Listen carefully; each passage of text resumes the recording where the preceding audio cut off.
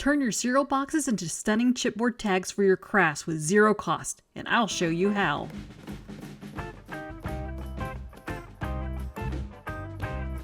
Hey crafty creators! Today I've got an exciting do-it-yourself project for you that won't cost you a dime. Ever wondered how you can transform those empty cereal boxes into some stylish chipboard tags for your crafting projects? Stick around and I'm about to show you how to do just that, and the best part is it's completely free. I really enjoy being creative on a budget, and in this video I'll be exploring the world of upcycling and by repurposing these cereal boxes to make unique and customizable chipboard tags. These tags are perfect for adding a personalized touch to your gifts, scrapbooking, and any other crafty endeavor you might have in mind. This is the free image download I'm offering you today to help you customize your tags. This free image download will help give your cereal box turned chipboard tags a real professional and chic design, and they'll look very expensive and store-bought. I can't wait to show you the end result with these tags. They turned out so cute, and I just couldn't get enough of them. You must watch until the end to see the big reveal of the finished chipboard tags. They turned out so cute, so versatile, and gonna adorn so many different projects and really amp up my crafting game here. This download is a PNG file, which is perfect for a Cricut Maker. If you have that you can design in design space, you can see the registration marks here.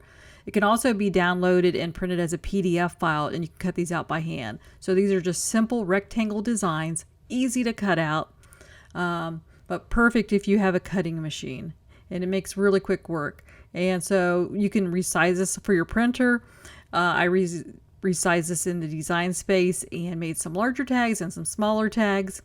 And I'm just going to go ahead and get these cut. I'm just putting it on my Cricut Maker mat at the moment and make quick work of all these cuts.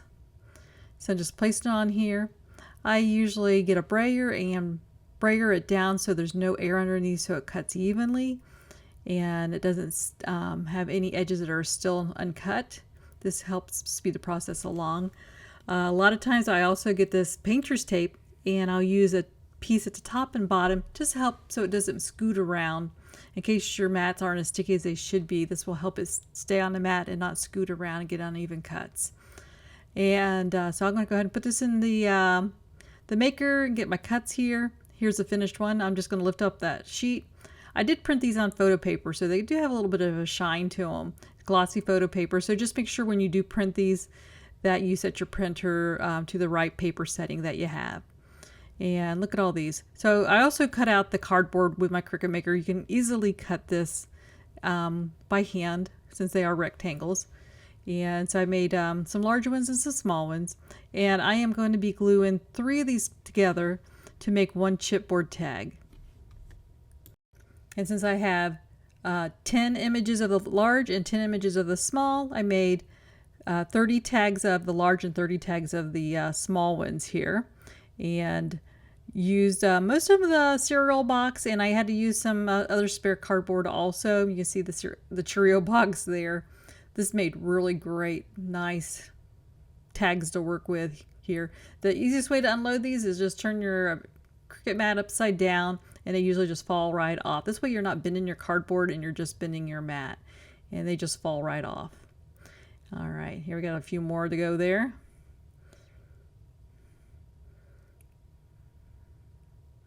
All right, get those all piled up, get rid of that mat.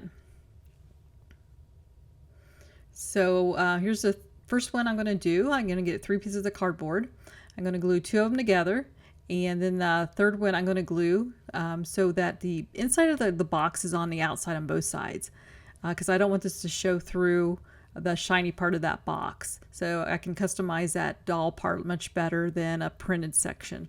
So I'm just using an Elmer's glue stick here, and I'm just going to make sure every bit of this cardboard is covered, all the corners and the edges, and I'm going to press 2 of the pieces together and just going to line them up, just give them a good press there. This is something you can do easily while you're just sitting down watching TV, and just glue away and you'll have these done before you know it.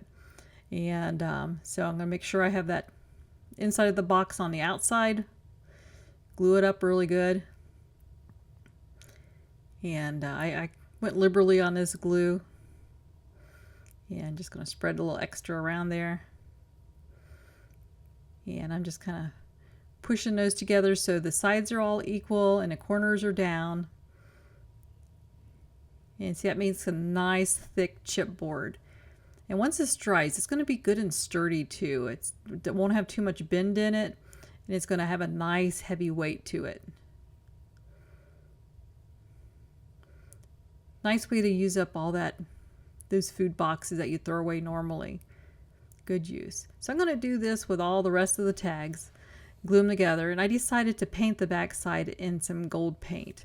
And first I was just going to do just the sides, and I got thinking about it, I'm going to do the back too. I think this will look really pretty, and I could still put some embellishments on the back if I wanted to, but I'll cover up the cardboard nice and easy. And so the easiest way for me to do it is put a big dollop of paint down, and I put this on some butcher paper, and then I get my layered chipboard tag there, and I just kind of like push it into the paint. That way I'm not painting every surface and trying to get all those nooks and crannies, where here I'm just kind of wiping off the excess paint.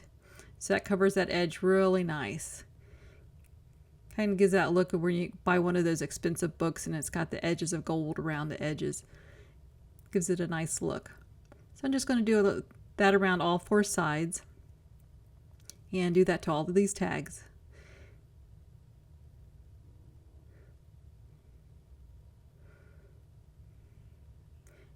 And then once I get all done with that, I'm going to paint just one side of the back of these tags. And I'm using some paint that I found in clearance at Hobby Lobby, and it's fabric paint. And I got it on clearance this past fall, and I really love it. It's nice and thick, and it covers in one coat. And really liked how that went on. I wasn't planning on using it on paper products, but it does a really good job. So I'm just showing here that I'm leaving one side blank. This is where we're going to put the tag on.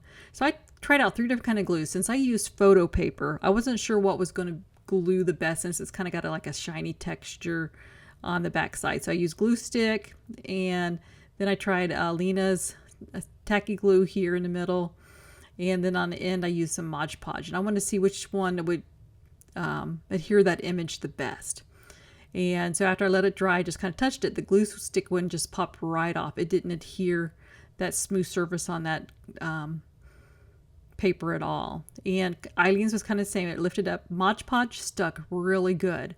So I am going to glue all these images down on these chipboard tags using the Mod Podge. And so I got my large tags and my small tags, and all different kinds. And these little girls are so cute.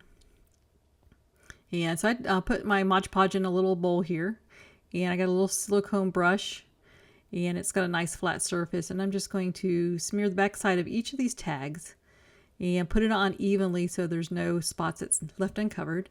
Get to the edges really good there.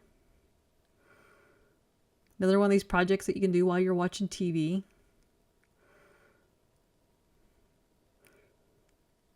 I find it's kind of therapeutic. Just kind of sit there and just glue or paint. Spread that around. Yeah, put that on. And I'm just putting that on evenly. One thing I like about the Mod Podge, it gives you time to like move around your paper a little bit and make sure it's exactly where you want it. It doesn't dry too quick where once you stick it on, it sticks. So it gives me a little wiggle room there. And look at that. This one's nearly done. That turned out cute already. So I'm going to glue with Mod Podge the rest of these tags that I have. And then once I get that on where I want it, I get a little brayer. And I'm holding that paper down, and I'm just squeezing any possible air bubbles up, and it gets out the extra glue that might be underneath there. And so I'm just wiping that off, putting it back in my container. And there we go. So I'm just going to go speed through and do a whole bunch of these this way and just repeat all that process.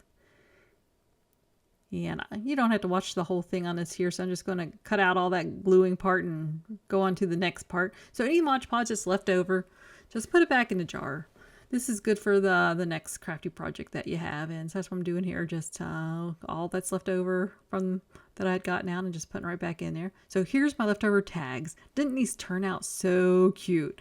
I went ahead and punched some holes in here, put some rhinestones on, some metal word charms, whole bunch of rhinestones there. I think they turned out so cute. The tassels.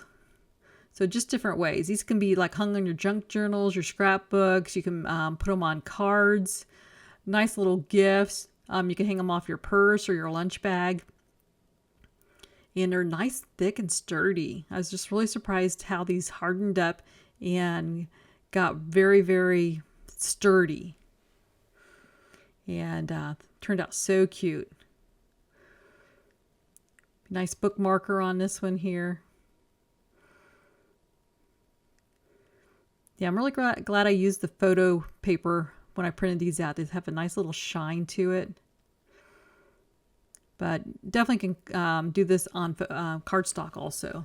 So the back is free, that you can do some other embellishments on. I think I'm just going to leave this with the gold paint. These little pieces here that I didn't punch holes in, I'll probably add these to maybe some folios for junk journals or even cards. I think these turned out so adorable. This is one I think I'll put on a greeting card of some sort. Those little word charms on there, some rhinestones.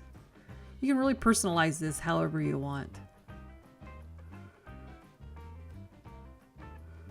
Yeah, if you like these crafts, you like seeing how I come up with these different ideas, let me know, subscribe to my show and let me know that you want to see more of these kind of crafts. This one here, I put in a metal eyelet and it's durable enough that it will hold this nicely.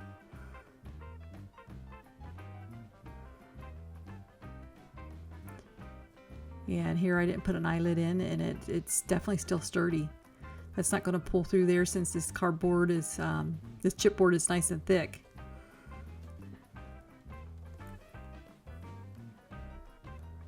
Very, very fun project. I think you'll have fun making these. Let me know what you think. Put a comment in below. Here's another one with an eyelet, a little metal word charm. So much fun. These little girl prints just turned out so adorable. These are cute enough for, a child or even an adult. Be a fun project to do on the weekend with your kids or grandkids, or even in Sunday school class. Nice, quick, and easy project.